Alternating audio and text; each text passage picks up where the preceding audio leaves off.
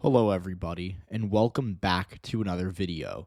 In today's video, I'll be taking a look at the recent news out of Colorado that, the state Supreme Court has disqualified Donald Trump from the ballot, ruling that he is ineligible to run for president due to his involvement in the January 6th insurrection.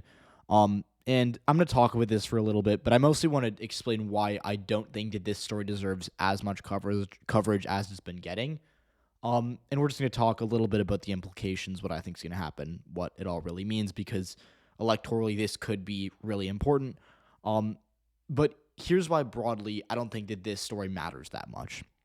Colorado is a state that, just for starters here, if we're looking at this purely through an electoral standpoint, Colorado voted for Biden by 14 points.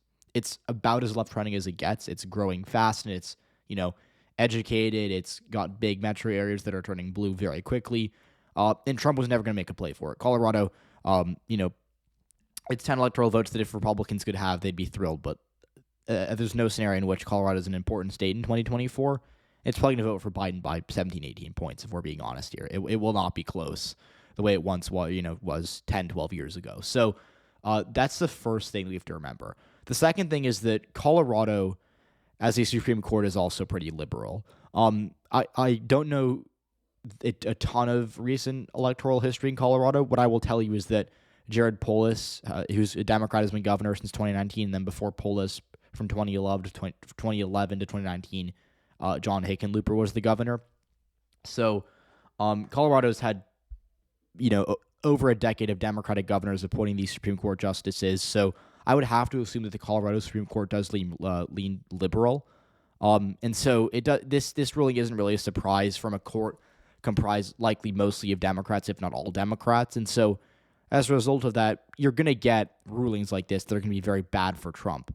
And so maybe if this holds up, Trump's off the ballot in Colorado and we see some wacky results, like maybe like the Libertarian candidate does really well here because, Trump, because voters who would vote for Trump are just going to vote for someone else. Maybe they write in Trump. Maybe they find, a loophole or some other way to go about it. But it won't matter because Biden's going to win in Colorado no matter what. And so that would be a rather interesting, I guess you could say, to see how that would go. But I would imagine that the federal Supreme Court, which is obviously the one we talk more about, the big 9 justices that make the really important decisions should it come to them. I can't imagine that if this case gets challenged by the Trump campaign or by whatever Republican, pack or group wants to do it, some laws, it'll probably end up being like Trump versus Colorado, Trump versus state of Colorado or whatever. But what it's going to be is, should there be a challenge, which there probably will be, I doubt Trump is going to let this just go, even though he knows he won't win Colorado. I think he's going to challenge it because he's going to say, I have, hundreds of thousands of my voters there from last time are going to have to go out and vote for me again. This isn't fair, and he's going to challenge it. And I would imagine that this is going to get overturned in court, some way or another, maybe at some circuit court, or at worst case scenario for Trump, it'll go to the Supreme Court, and that's going to overturn it. Because I doubt, because right now conservatives just have a 6-3 majority on the Supreme Court. Maybe John Roberts, but even I don't think John Roberts would vote to uphold this. So I don't really see a path for if this makes. I think that this is dead on arrival if it goes to the Supreme Court. And again, not that it matters. This is why I think this whole thing's a little silly, because Colorado is not a swing state. It's not a state that we're going to talk a lot about electorally. And so that's why I really don't think we should be talking about it that much. But let's just say this goes to the Supreme Court. This could actually be worse for Democrats, or worse for, people who are against Trump, because what could happen is, if this conservative Supreme Court really wants to protect Trump's ballot access in 2024, is they could say, not only is what Colorado Supreme Court did wrong, no other state can do this. They can go out of their way and set a precedent that would ensure that other states can't do this. So let's say an important state with a Democratic Supreme Court, like I think maybe Pennsylvania, or Pennsylvania, Wisconsin, Michigan, Nevada, like those states could, if Democrats really wanted to, they could maybe make a play for kicking Trump off the ballot, and hoping that if they did it later, because strategically, if you're a Democrat who wants Trump off the ballot in an important state like Wisconsin or Michigan, you could try to do it. You would just do it in June or July. That way that there'd be less time for it to be challenged, and it takes a while for cases to go to the Supreme Court. you hope it happens after the election so that it doesn't really matter. Maybe then Trump automatically loses Pennsylvania or Wisconsin or something like that. Like that could be a very polarizing outcome that could happen if Democrats really, really want to do that. If they really want to play that game. So honestly, Colorado might be the first to do it just because they're kind of testing the waters, because they're going to say, well, look, we have 11 months till the election. Trump's not going to win Colorado anyways. Why not just give it a try? That to me is interesting.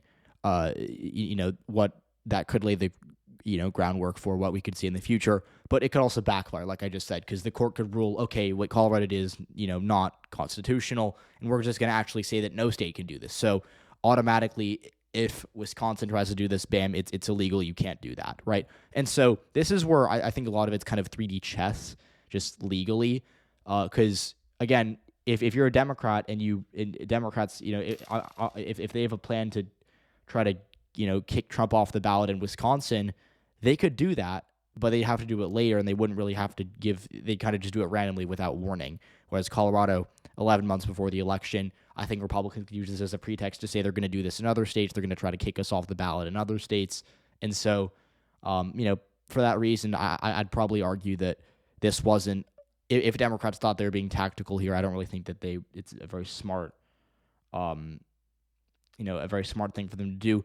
But the bottom line is, aside from any of my speculation about what this means or what Democrats are going to try to do in more important states, this isn't going to hold up. Like I said, I think the Supreme Court really is just going to look at this and kind of laugh, and they're going to not let this slide. So Colorado, not that important of a state. I think legally it's a little interesting. It's definitely unique. It's something that hasn't really happened that much before.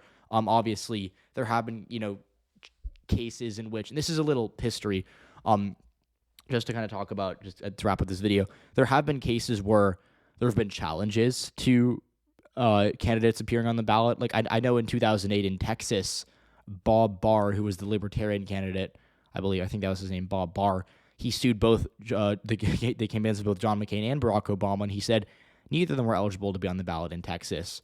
And I think it was because of a signature thing where they hadn't got enough signatures to be on the ballot, something like that. It was some technicality that technically I think both of them were, I guess, if you're super strict, then yeah, I think either McCain or Obama would have qualified at that moment. But really, the court saw that it was like, we're not just going to kick off the two, one of these guys and be president. We're not going to kick them both off and, cause chaos.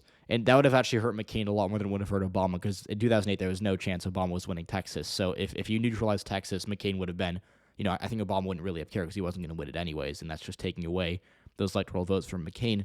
But obviously that didn't fly. McCain and Obama were both on the ballot in Texas, and they both got millions of votes there.